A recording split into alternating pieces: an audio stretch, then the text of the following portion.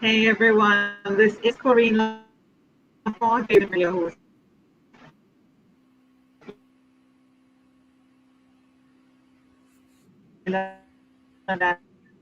And Tobago in the Caribbean on Between the Lines. Always with gratitude, or as I say, thankfulness. I see that I need to start saying thanks to the internet because it's kind of giving us a bit of trouble here, and it's raining a lot in Trinidad and Tobago. Well, I can only speak for my island, Trinidad. I don't know if it's raining in Tobago. I'm supposing it is. But I am so thankful to be here and to have another guest here with me, Tiffany C Wright. I guess she makes sure that she puts the C there because there may be other people named Tiffany Wright. And so to distinguish her, Yes. to distinguish her from every other Tiffany, Yes. she puts the C with a dot, with the hope that there's no one else with a C in the middle. Let's hope.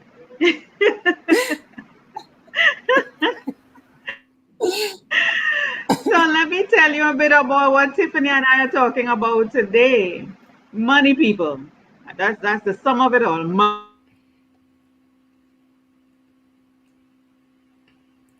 Things and cash flow. And who doesn't want to talk about money?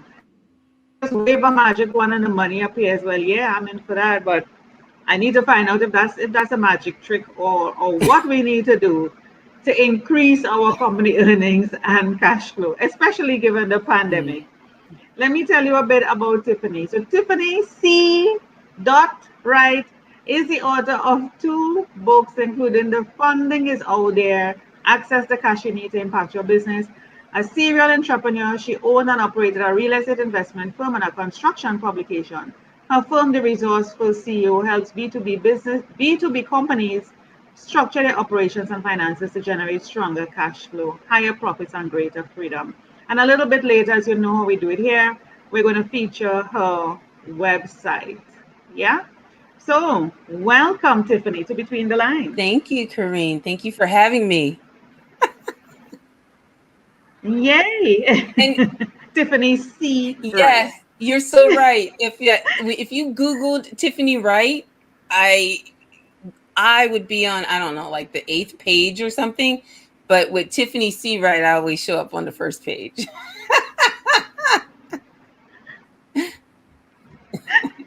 So you were very Well, right.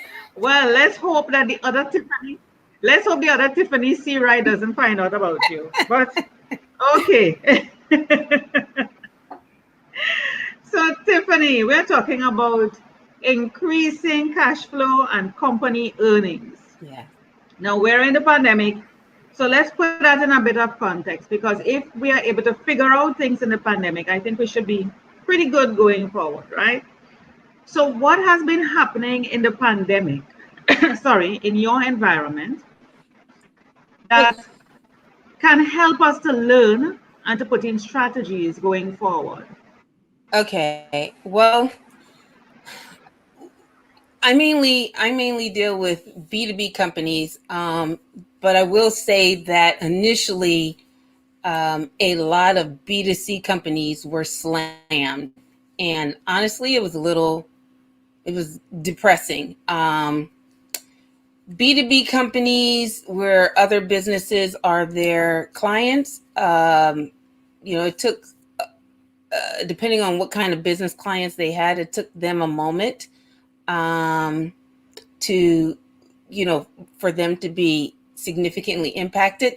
But restaurants, anyone dealing with the hospitality industry, and so on, they were just slammed. So basically, they had to pivot.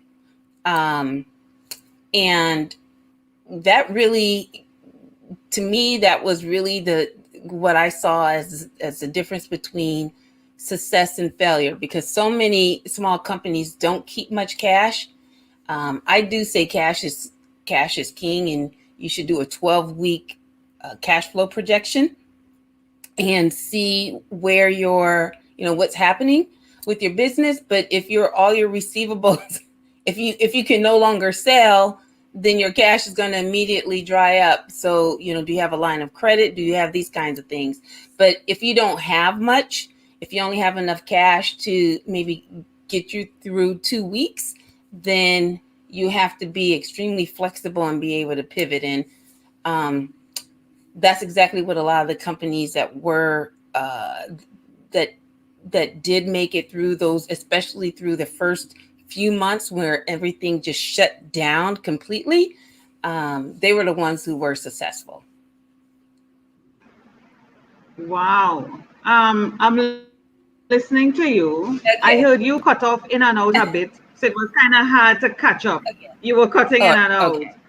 Could you summarize what you just said a while ago? Because I want to make sure I understand everything you're saying. I want to put Okay. myself in the entrepreneur's shoe. First to begin, let me help you out a bit.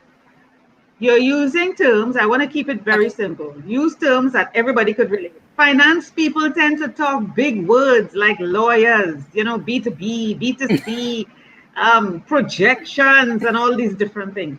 Break it down, keep Okay. it I thought I simple. was keeping it simple. Okay, with B2B is business to business. So basically, I work with businesses whose customers are other businesses. B2C are business to consumer.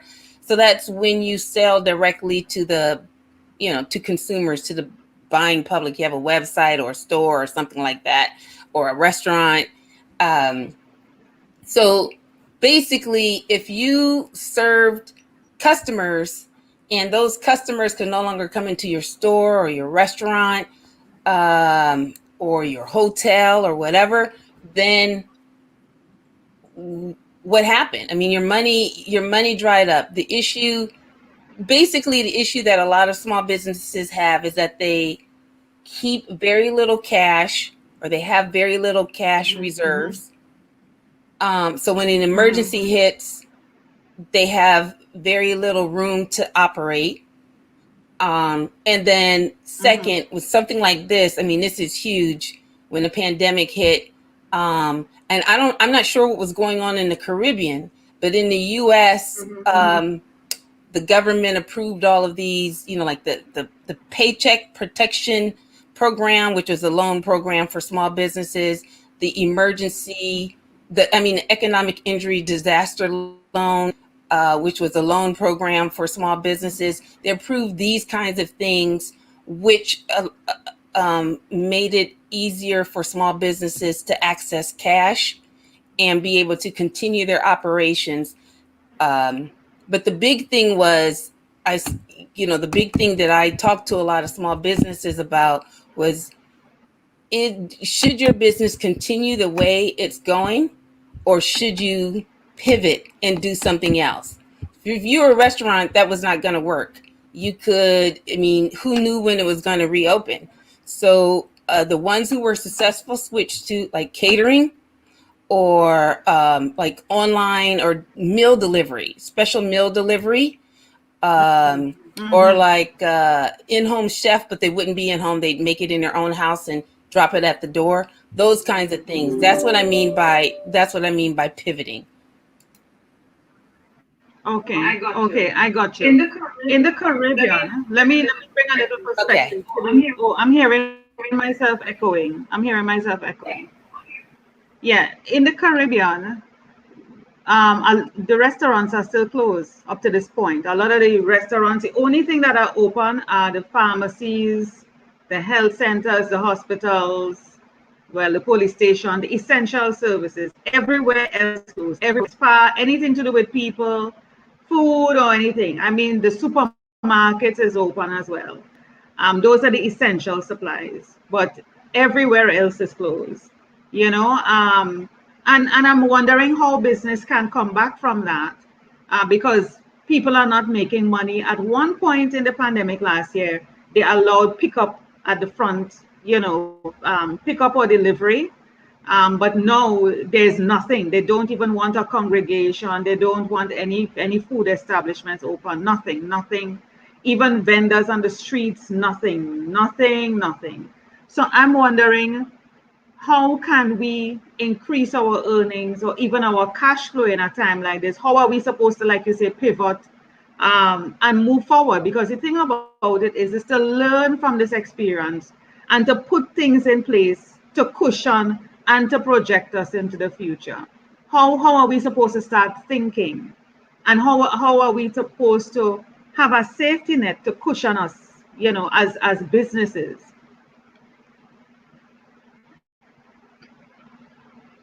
Nonprofit entities offer any grants or loans, that would be the first thing. Is try just if you notice that a lot of the large corporations around the world, actually not just in the U.S. but around the world, immediately tried to access as much cash as they could when the pandemic hit, because they didn't know they need cash to run their business. So of course, they have access to a lot more cash sources, but if they had lines of credit, they completely drew them down. That means that if they had a 400 million in lines of credit, they took all 400 million out. The balance might have been 10 million before, but it was 400 million a week later on the line of credit. Yeah. So the first thing would be, if there's anything out there like that, then go for it. Grants and special loans or COVID disaster assistance, anything like that, that's what you'd go for. If you have, so here's the thing, some industries, if you are local and you rely on tourists to come in from different countries, and there are no tourists coming in, there's nothing that you can do about that. And so then you have to think, what other business can I do until that market recovers? Do you see it? You have to find another source of income. What else do you do? What other market can you serve that's maybe similar? So if you make, for instance, handicrafts and you sell them to tourists, perhaps you could go on Etsy, which is worldwide, and make crafts and sell them on Etsy, and then you just have to ship them out. But these are the kinds of things that you have to think about. Who else could you sell to? And if you can't sell the current service, if there is no market for your current service or product here, is there a market elsewhere? And if there isn't, then what else can you do? Here's the thing, Tiffany. I like what you're saying, and yes, I agree. Let me just mute you here for a second. I like what you're saying, and I do agree with you, because it is the same thing I say to persons as well. What else can you do? What are your other skills? Which is why, like, when I coach people into business, I do an inventory initially. Like when they're now starting a business online or any other business, I do an inventory. What are your skills? What are the things that you can do? Because you have to look at a variety of things. Don't put all your eggs in one basket. You see, over time, they have gotten comfortable and they decide, I'm doing this particular business X. It has been going well. Nobody's thinking about COVID or a pandemic or any such thing is going to come and hit them. But you have to consider all the possible risks. What would you do? And now people are in a rut. People have lost jobs. People are not on the same pay scheme anymore, even if they're still working for a shorter period of time. Everything is just like it's shut down. No money is just being generated. And if people are doing anything, they're doing it under the radar, because if they get caught doing it, delivering food or anything to people's homes, they could be fined for these things. So yes, even doing things on Etsy. But here's a question somebody listening to this may ask. They may say, I don't know anything about online. What is Etsy? What is eBay? What is all of these different things that I can set up, or an online store I can set up? I don't know about that. How much I need to invest in that? Where's the money coming from? I have to learn something new. That will take time compared to just probably waiting out the COVID. How can they get cash flow? How can they generate cash flow in their business at this particular point in time? There is no there is no magic bullet. If you're an entrepreneur, if you're a business owner, and this is what people often say, I'm an entrepreneur, I'm a like they mix the two, entrepreneur and business owner. To me, an entrepreneur is someone who is innovative, who is always looking for solutions to problems. A business owner often does not. Many business owners I know are stuck. They do the same thing year in and year out. They get burned out, and they either shut the business down or hopefully they can sell it for something. An entrepreneur is constantly trying to either grow the business or strengthen the business. Not everybody wants to be big, but they want but they want to build a better business because they can then maybe hire people, even if they're just hiring people part-time or subcontracting to people, but they're paying other people to do stuff, to do work and contributing to the economy. So if you, like for instance, most of my business was done in person, fly out on Sundays, come back on Fridays, and I had to pivot to going online. So most of my clients were in the 5 to 50 million range, and most of my clients online are in the $1 to $3 million range. I didn't know anything about being online. None of my clients were online. They didn't. I mean, they had a LinkedIn profile and they rarely used it. So I had to learn, yes, it took me a moment, but I had to learn. And so that's what you have to do. If you want your business to continue, you can either say, this is where I'm going to stay and go flat broke and end up destitute somewhere. Or you can say, darn, this is just not working out. What else can I do? I want my business to be successful, but the plan has changed. But the mission could still be the same, whatever that is. Like my mission is to help businesses build, restructure and build stronger companies. So I'm now just doing it with smaller companies on Zoom. On Zoom or something, but and so if your mission is to I'm not sure, but there's like for instance, there's a bunch of people who started making masks, and they may not have sold any kind of product, but they did have some sewing skills, and their other stuff wasn't working. And so they realized that there was a market for masks. So they started making masks, making designer masks so that everybody doesn't look the same and selling them. So that's what I mean by entrepreneurs take a look at the actual market. What does the market need? If the market no longer needs your services, again, you can dig in and fail. I mean, like, and fail spectacularly. And let me just say that failure, yes, because to me, failure is just mistakes, right? But if you keep making a series of mistakes, they just keep bringing you down, down, down, down, down, then that's a different story. That's a different story. So yes, like I said, try, if you can get access to anything, I mean, just do a search on COVID disaster, whatever. But there's entities out there that are helping to helping business owners transition. So if you don't know how to do research to get onto Etsy, or how to take advantage of some of the other opportunities that may be out there, like you might see something and say, oh, well, if I had a couple of, I don't know, if I had a small truck, I could do whatever. And so how would you get the truck? You may not have the funding, but maybe somebody else out there could help, or maybe you could partner with someone. That's the other thing. We don't have to do everything alone. We can partner with people. We can swap services so it doesn't cost cash. Like you are, let's say you're a carpenter, but your business is slow and you're thinking, well, I'm not sure, you can't go in anyone's house, right? But there's someone out there who has who offers coaching services, and they need carpentry done on their, I don't know, back patio or something. Well, Yeah. You don't have the money Mm-hmm. yourself right now to pay them to coach you, right? But you can offer to Mm-hmm. fix their, do work on their, Barter. yeah, swap, barter. I will, it will cost, normally it would Barter. cost One you, of the things, yes. one of the things I want to mention that I heard you say.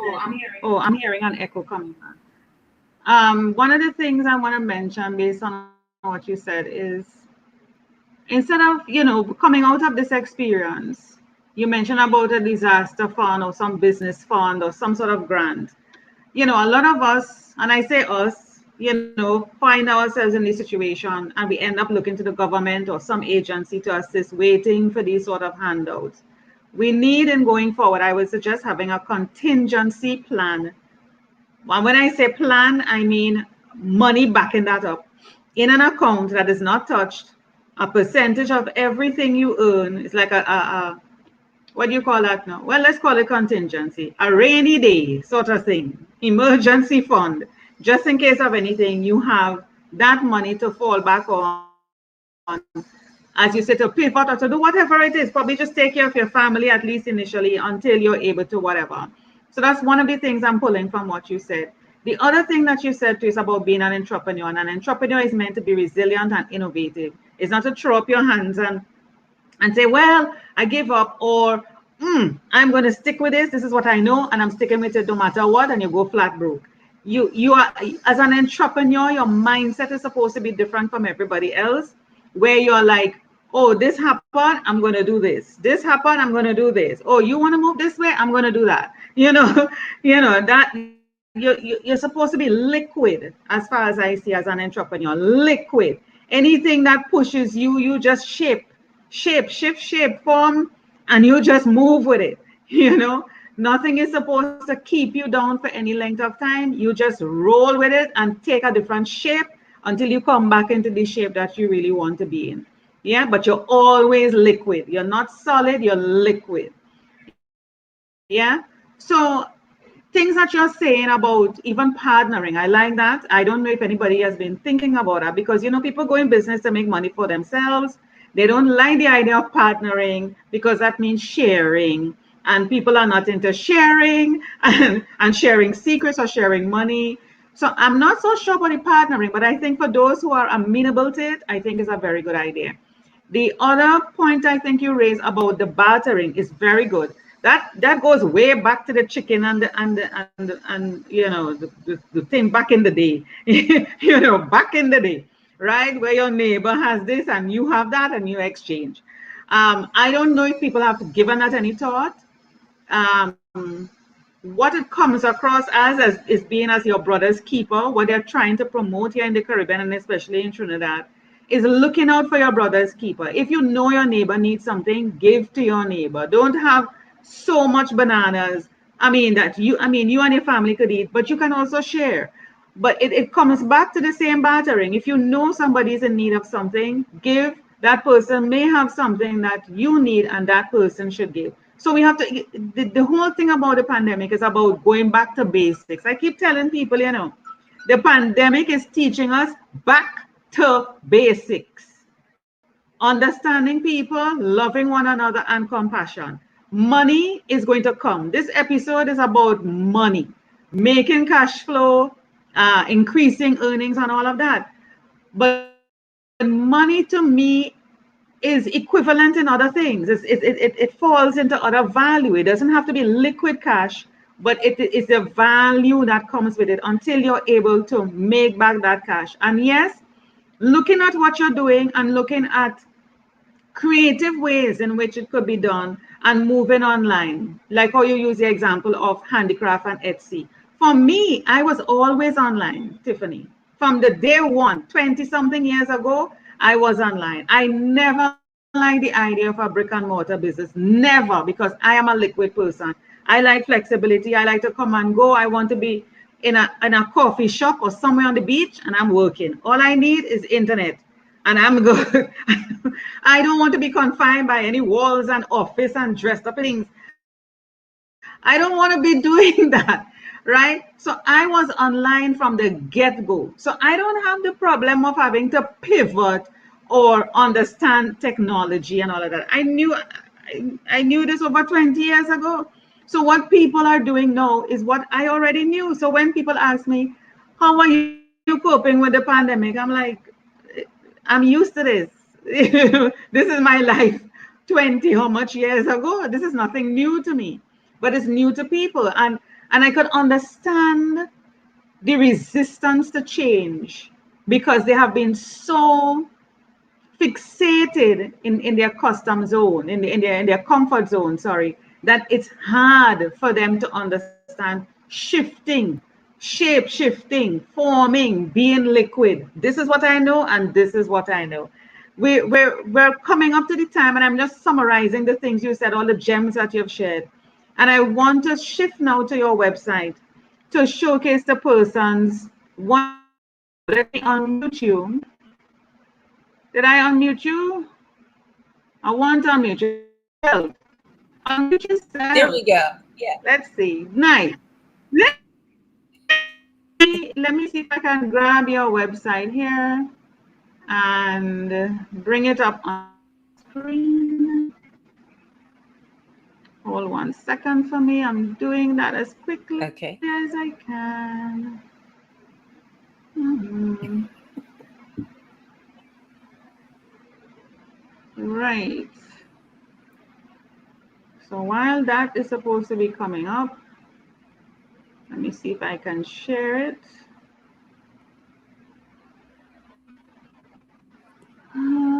There we go. Nicely. Here we are. Are you seeing that, Tiffany? I don't see anything. I see you. You don't see me? Oh no, I said I see you. There You're we go. seeing it now. Yes, now I see it. I see it. Yeah, it took a little bit. So here we are. So this is your website. Is there anything here that person have for free? Plus also, how can they contact you? Let us know. They can contact me through the website via contact. And then there's also, I don't see it there, but there's a scheduling link at the top and also on the page, the Resourceful CEO /schedule, if you want Yes. to a free 20-minute consultation. Or you can email me. Just email me at twright, that's TWRIGHT, at theresourcefulceo.com. And I see they can also enter their name and email address here. Yes. Or is this to get the right? Okay. No, you can. Wonderful. Yes. So they can contact. Yes. Okay, good. And you have it in blue. If you do not get a call from Tiffany within 72 hours, email, follow up. Something must have happened. Spam filter or spam blocker on the call, which is true. Yes. I tell you, some crazy things happen on email. It's crazy. Crazy things happen. So let's see. Work with me. Tell us about these. You have 3 services here. Yes. So I help you with structure for profit and cash flow, or if you, I have a short course on how to access funding, how to approach investors, how to approach lenders, and then the other one is if you're in a 400-mile radius of me, I'll come and do a 1-day deep analysis to figure out what the heck is going on with and help you with your finances, cash flow. Okay. Well, we are more than 400 meters away from you. So what does that mean? What does that mean? Well, no, I also offer fractional COO services, and so, but that starts with you with the 20-minute consult about what it is you're looking for and what you need. I don't just say, "Oh, here I'm your COO." I find out what people need, and sometimes I'm not the best option for them. And if not, I'll refer them to an entity that is, like, if they're really small, there's a lot of nonprofit entities or smaller entities out there at lower cost levels that can be a better fit. And that's what I do, because I've worked with I've worked with all kinds of agencies and entities over the years, and so I'm pretty resourceful and know Good. and know what people can access to help them get to the next step. Lovely, lovely. And I like doing free consultations because it's a way of getting to sort of interview each other. You get to know me, I get to know you, and we see if we're a best fit. It helps me to figure take a Yes, 15 minutes, yes, depending on what but 15 minutes I get a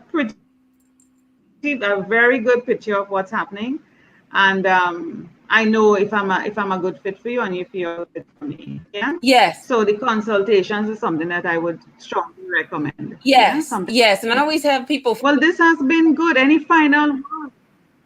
I Go was going to ahead. say Go ahead. yes, and that's Say why I what have you're people saying. fill out the form, because if they answer the questions in advance, I can think about it and then ask them very pointed questions during that 20 minutes.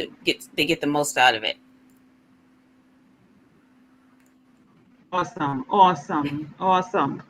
So here's what we have a few more minutes or a minute. Well, we're out of time, but here's what, because it's my show, we'll do an extra minute just Okay. to round up. Any final words for persons moving forward? We're basically mid-year. We're mid-year. We're in June, almost finished June, and we have the other 6 months to go. Any final tips for persons to round up 2021 with a bang? Um, I think the main thing is that there is money out there. You just have to look for it. The other thing is, if you're building if your business idea is more than just self-employment, it actually could make money for yourself and for others, then reach out to others and ask. Not everyone is experiencing the same amount of pain. And some people are looking for opportunities to do things, but they don't have the expertise. Or like, for instance, I thought about buying hair salons. I know nothing about hair salons, but a lot of them were slammed. But I just needed Yeah. somebody who's really good at managing hair salons. And Mm-hmm. so that's what I'm saying, that people are always looking. So just instead of saying, I can't, I don't, it's so horrible, say, I am looking for opportunities. Tell people that you're looking, and that different mindset will attract the right kinds of people to you. You'll find the opportunities that you need, and opportunities become money.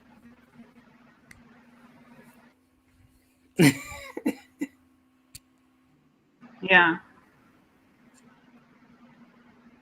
I'm seeing that this is giving us a lot of trouble with the internet. I don't know. I don't know if the weather is affecting us or what. Okay. I don't know what's Did you happening, hear me? but I basically got this of what you're saying. Reach out.